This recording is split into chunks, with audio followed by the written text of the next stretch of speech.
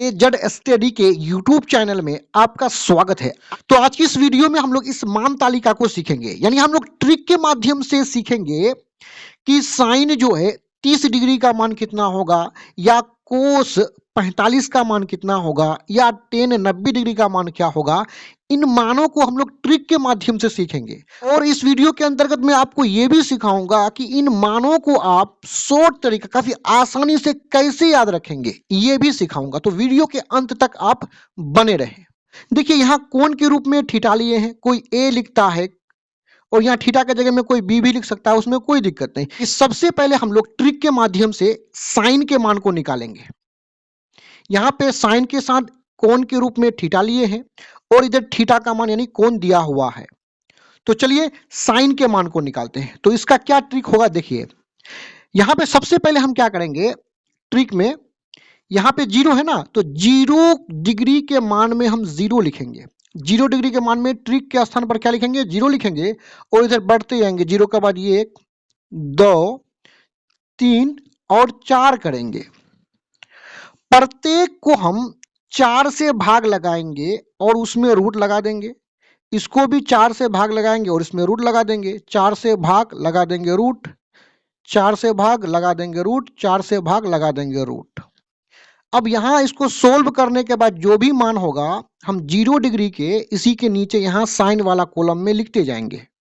यानी देखिए 0/4 का मान कितना होता है, 0 होता है, क्योंकि ऊपर 0 हो नीचे में कोई भी संख्या हो, 4 हो 2 हो 5 हो, उसका मान 0 ही होता है। ऊपर 0 है तो इसका मान 0 होता है। और ये वर्गमूल 0 के साथ भी होगा तो 0 का वर्गमूल होता है 0। अब यहां देखिए ऊपर 1 है और नीचे कितना है, 4 है। तो ऊपर जो 1 है तो 1 का वर्गमूल 1 होता है और ये जो 4 है 4 का वर्गमूल कितना होता है, 2 होता है। आप यहाँ पे देख भी सकते हैं कि 4 का जो गुणनखंड है वो क्या होता है, 2 गुना 2, यानी 4 का गुणनखंड होता है 2 गुना 2। गुणनखंड में इस 1 को हम शामिल नहीं करेंगे और जब भी वर्गमूल होता है तो जोड़ा में से हम किसी एक को बाहर निकालते हैं। तो इस जोड़ा में 2 में से किसी एक 2 को बाहर निकाल देंगे। तो इस प्रकार 4 का वर्गमूल 2 होता है। अब यहाँ पे देखिए ऊपर नीचे कटेगा, 2 1 कम 2, 2 दूने 4। 1 का वर्गमूल 1 होता है, अभी अभी आपको बताया कि 1 का वर्गमूल 1 होता है। 2 का पूर्ण वर्गमूल नहीं होता है तो ये जो वर्गमूल है ये 2 के साथ रह जाएगा और रूट 2 हो जाएगा नीचे में। अब यहाँ ऊपर देखिए ऊपर 3 है, 3 का पूर्ण वर्गमूल नहीं होता तो ये वर्गमूल 3 के साथ रह जाएगा और 4 का वर्गमूल अभी अभी आपको यहाँ पे बताया कि 2 होता है। और यहाँ देखिए ऊपर 4 और नीचे 4 कट जाएगा।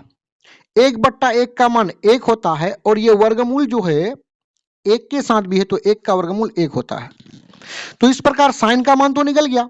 यानी यदि आपको पूछा जाए कि साइन 0 का मान कितना है तो साइन वाला कॉलम में इधर आगे बढ़ेंगे और 0 के नीचे देखेंगे तो साइन 0 का मान 0 है। अगर पूछ दे साइन 60 डिग्री का मान कितना है तो साइन वाला कॉलम में देखेंगे और 60 डिग्री के नीचे देखेंगे तो साइन 60 डिग्री का मान रूट 3/2 है। अब हम लोग कोस के मान को निकालते हैं। कोस का मान काफी सिंपल है। साइन के मान को हम इधर से पकड़ेंगे और कोस वाला लाइन में हम लोग इधर से लिखते जाएंगे। यानी इधर से आइए साइन वाला लाइन में, सबसे पहले क्या है 1, इसको कोस वाला लाइन में इधर से लिखिए, 1 यहाँ पे लिख लेंगे। इसके बाद क्या है रूट 3/2, तो रूट 3/2 को यहाँ पे कर लेंगे। ठीक, 1 भी लिख लिए, रूट 3/2 लिख लिए। अब क्या बचा 1/√2, तो 1/√2 को यहीं पे लिख लेंगे कंटिन्यू। अब ये भी लिखा गया, ये भी लिखा गया, ये भी लिखा गया, बचा 1/2, तो 1/2 को यहाँ पे लिख लेंगे और अंत में 0 को यहाँ लिख लेंगे। साइन और कोस का मान निकालने के बाद आइए टेन के मान को निकालते हैं। देखिए टेन के मान को निकालने के लिए छोटा सा एक सूत्र का प्रयोग करेंगे। देखिए टेन थीटा बराबर होता है साइन थीटा बट्टे कोस थीटा। यानी साइन और कोस के मान को भाग लगाएंगे, साइन के मान को ऊपर रखेंगे और कोस के मान को नीचे रखेंगे तो इससे हमें किसका मान प्राप्त होगा, टेन का मान। यानी पहला वाला में देखिए टेन का मान यहाँ पे क्या होगा, इसी के ऊपर देखिए साइन का मान 0 है और कोस का मान 1 है तो 0/1 इसका मान हो जाएगा 0। ठीक, उसी प्रकार टेन 30 डिग्री का मान क्या होगा, यहाँ पे देखिए साइन का मान है 1/2, तो साइन का मान 1/2 में हम भाग लगाएंगे कोस का मान रूट 3/2 2 से।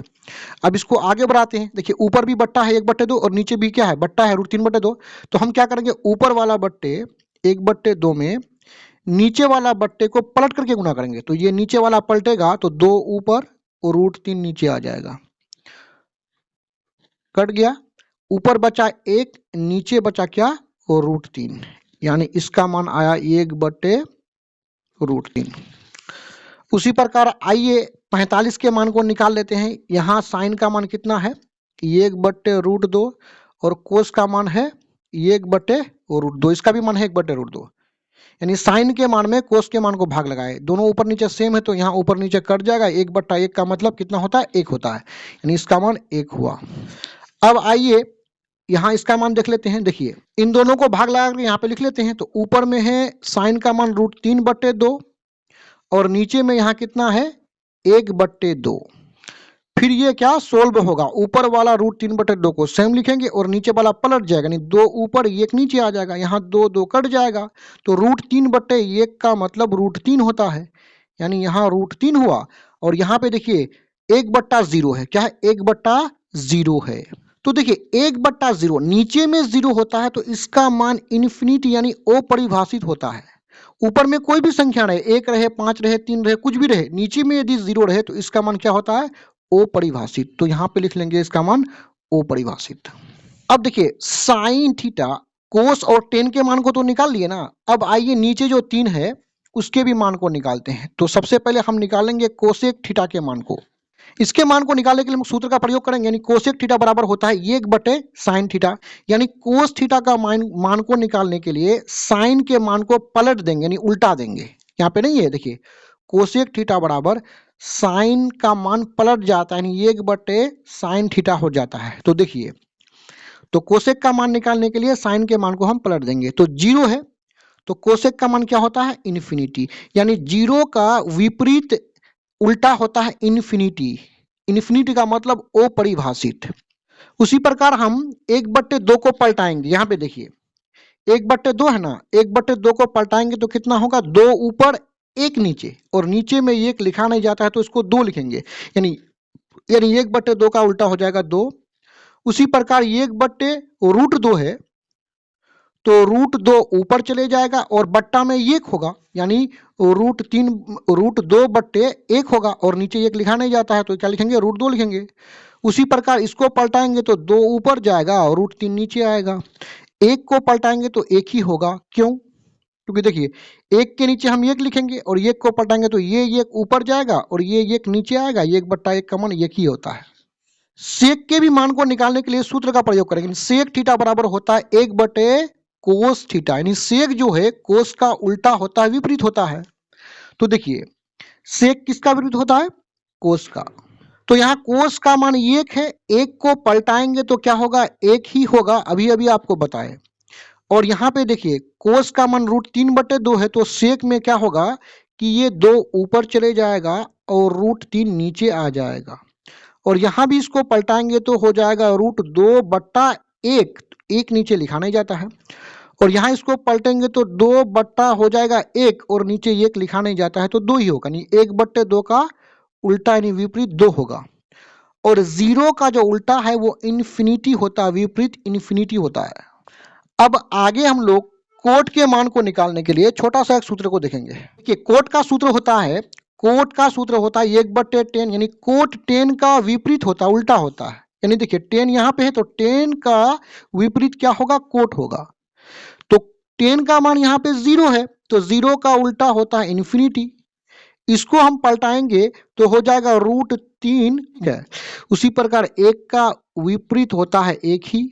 और यहाँ पे आप समझिए कि √3 का विपरीत क्या होगा। देखिए √3 है ना, तो √3 को हम लिख सकते हैं √3/1। किसी भी संख्या के नीचे 1 छुपा हुआ रहता है, इसको पलटेंगे तो 1 ऊपर जाएगा और √3 नीचे आएगा, यानी √3 का अपोजिट होगा 1/√3। और यहाँ जो इन्फिनिटी है, इन्फिनिटी का विपरीत होता है 0। 0 का इन्फिनिटी होता है और इन्फिनिटी का कितना होगा 0 होगा। तो इस प्रकार हम लोग मान को निकाल लिए। आप ट्रिक के माध्यम से इन मानों को याद रख सकते हैं। वीडियो देखने के लिए आपका बहुत बहुत धन्यवाद।